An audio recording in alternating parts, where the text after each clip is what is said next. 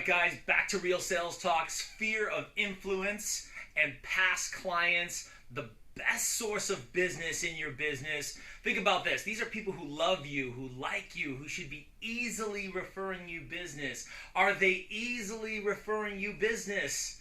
Man, past clients and sphere of influence, these are people who love me, who like me. And we're going to take a look over maybe 2 or 3 videos on how to maximize sphere of influence in your business so that you can get repeat and referral business much more easily. Let's jump right in. Number 1, I wrote down the problem. Why don't we get enough out of our sphere? I mean, 80% of people said they'd use the same salesperson again, the same realtor again, and yet 20% do. What's the problem here? Why isn't that happening? Well, look, maybe it's lack of communication, but hey, first, maybe it's just my ego getting in the way. Am I in the right mindset in regards to reaching out and touching my sphere of influence? Look, nobody wants to be the hard-nosed salesman with people that I know. Man, I know for me, in first getting into the business, it was about feeling like I was begging for business.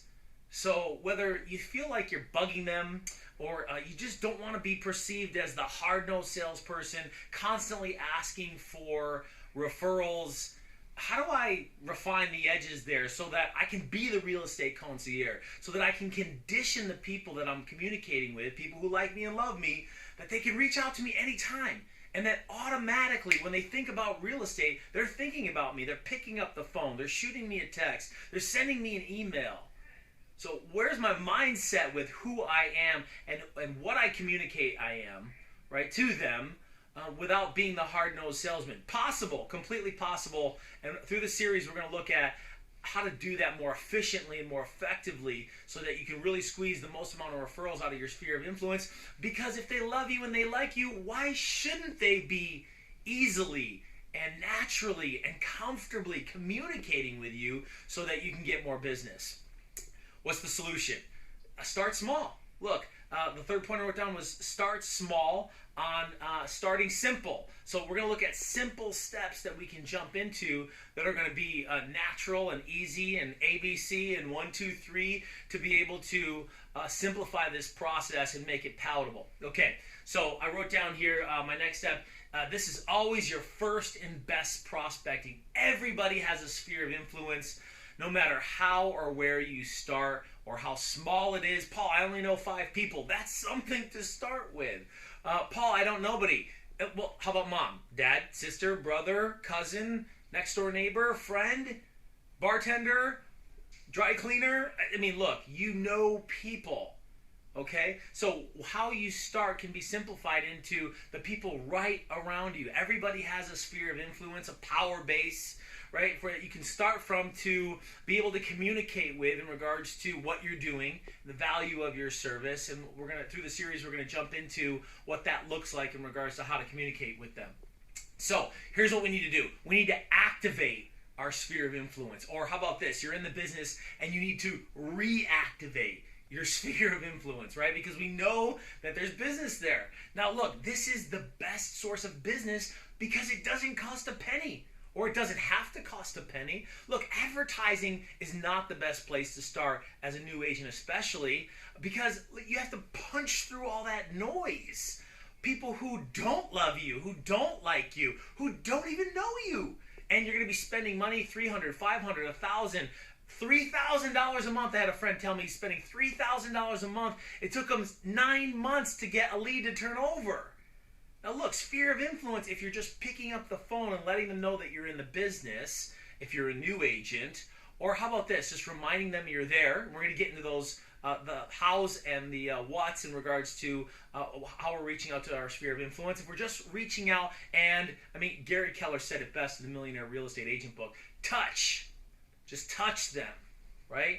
And so we're going to look at that also. So second point I wrote down, 10% of your sphere, 10% of your sphere, I'm so excited, I can't even control my tongue right now, right? 10% of your sphere should be giving you business if you're asking for it, if you're staying in touch. Now remember, you don't have to beg for business, but certainly you have to be there. You have to be in touch, right? So are you getting 10% business out of your sphere? do you even know how many people are in your sphere? Okay, so 10% of people you should be getting referrals from out of your sphere, and it should be systematic. I mean, it should just be naturally happening. So what's the first step for me to be able to put in place to be able to start nurturing my sphere? Okay, well, let's look at this. If you're a new agent, man, and you're a little bit reluctant to give them the pitch, to give them the spiel, then how about this? Write out a notice card, like a little thank you card, it doesn't say thank you on it, right? That has your company emblem on it, or just a little hello and thank you maybe. I know that when I first started out, I wrote out thank you cards and put my card in it and said, hey, thank you for thinking of me in the future if you ever come across anybody talking about real estate. Right? Now you can keep it simple or change up the wording in regards to how that is, and then call a week later or a week and a half later to make sure that the card arrives to see if they got the thank you card. Now, what's that going to do? Look, that's going to activate your sphere and do it more comfortably, more naturally into transition without you giving a pitch, and to let them know that you're in business. Look, you got to let them know you're in business, right? So activate your sphere. Now, look, I've been in the business a long time, or I've been in the business a little while, and I need to reactivate my sphere because I haven't been doing a good job with it. So what's a good way to reactivate my sphere? Okay, well, the 33 touch, again, in the Millionaire Real Estate Agent book, Gary Keller talks about 33 touch, touching my sphere of influence 33 times over the course of the year to let them know you're there, to impress upon them. I call them impressions, right? Make impressions that I'm there. Now, how do I do that? Well, I can do it directly. I can do it indirectly. The 33 touch for me looked like this: 12 newsletters once a month electronically. I had 12 market value reports, so everybody, whether they owned a home or they were renting a home, got a market value report. Well, why the renters, Paul? Well, hey, could they be future prospects to buy property? Could they refer somebody because they know that I'm in the business and they know that I'm the expert because they see that impression indirectly on property values? Look, Zillow is a $1 zillion company, right? Why? Because people are curious. They want to know what's going on with value. Why not let that be through you versus through Zillow or Trulia or Movoto or any of those other websites? Okay, so 12 newsletters, one a month electronically, 12 market value reports, that came once a month. I did that through Top Producer, and then 4 quarterly calls. Now look here, this is where people they fall off a little bit. Make 4 quarterly calls. The direct impressions are what matter. The direct contacts what matter. The indirect methods, sending them the business card, social media, text, email, a quarterly mailer, which was my next point. So quarterly mailer and a quarterly call, just to let them know I'm there.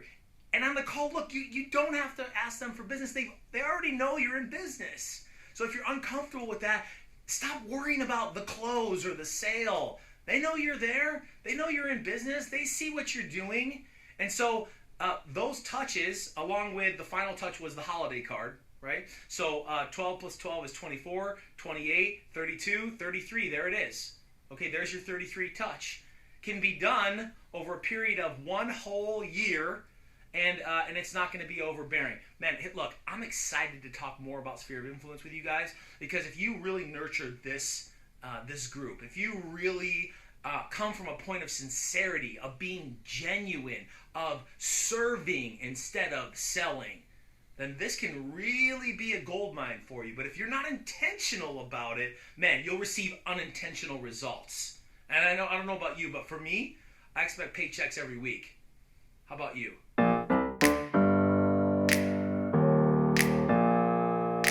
Open up the